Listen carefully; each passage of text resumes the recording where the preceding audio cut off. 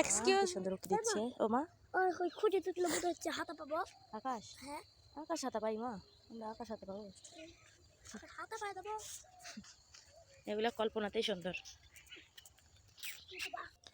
Hello guys, আসসালামু আলাইকুম, welcome back to my new blog. তো সকালে ঘুম থেকে উঠে আমরা একটু হাঁটাহাঁটি করছিলাম। শীতের সকালে হাঁটতে খুবই ভালো লাগে।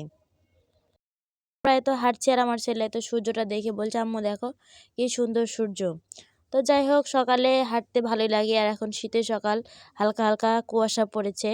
আর আমার ছেলেকে ঠান্ডা লাগবে বলে আমি তো আগে সোয়েটার পরিয়ে নিয়েছি যাতে করে ঠান্ডা না লাগে, এখনকার ঠান্ডায় লেগে যায়।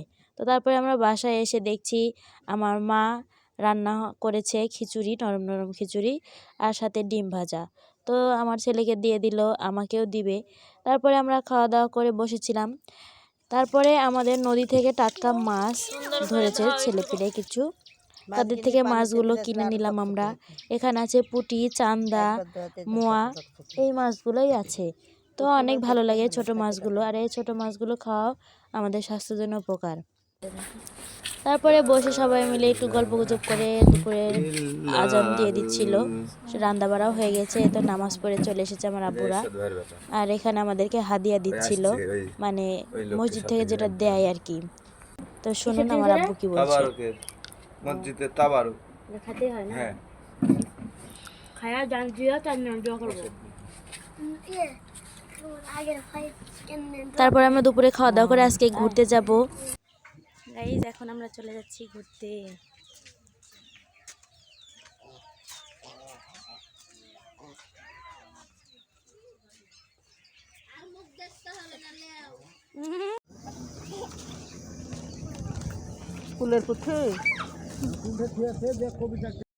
তো আমরা যেখানে যাব সেখানে ভ্যানে করে যেতে হয়, অন্য গাড়িতে গেলেও হয়, কিন্তু আমরা তো গরিব, তাই আমরা ভ্যানে করে যাচ্ছি।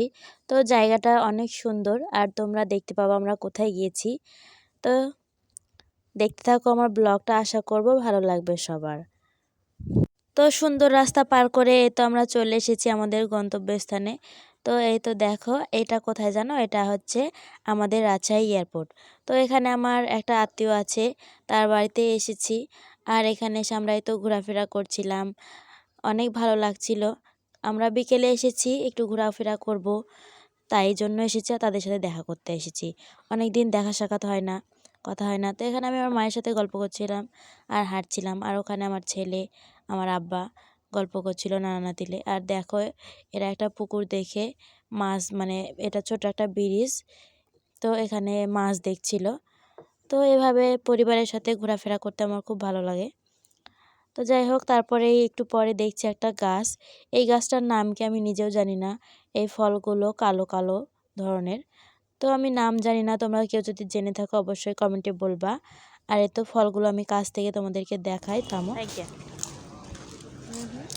তো তারপরেই সময় হয়ে গেছিলো, ফলগুলো দেখাতে পারিনি আমি।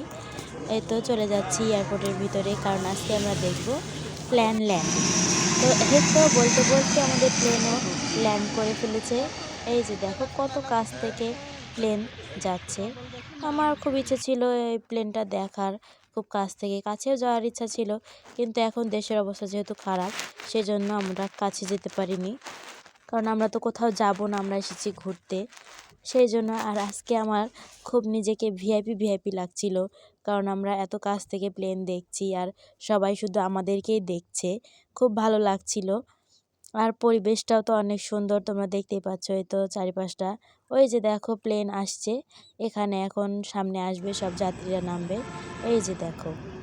তো ইনশাল্লাহ খুব তাড়াতাড়ি আল্লাহর রহমতে আমরা কোথাও একটা ট্যুর দেব প্লেনে, ইনশাল্লাহ। সবাই দোয়া করবা আমাদের জন্য, যাতে করে আমাদের আশাটা পূরণ হয়।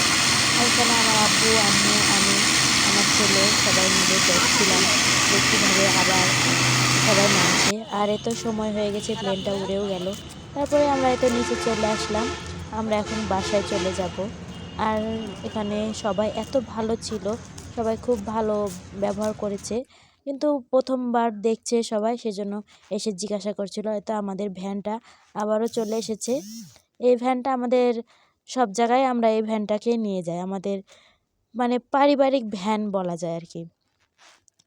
তারপরে এই তো আমরা একটু মার্কেটে ঢুকেছিলাম, কিছু কেনাকাটা করব। আর আজকের ব্লগটা এই পর্যন্তই। তোমরা সবাই আমাদের জন্য দোয়া করবা, ভালো থাকবা, সুস্থ থাকবা। আল্লাহ হাফেজ, আসসালামু আলাইকুম।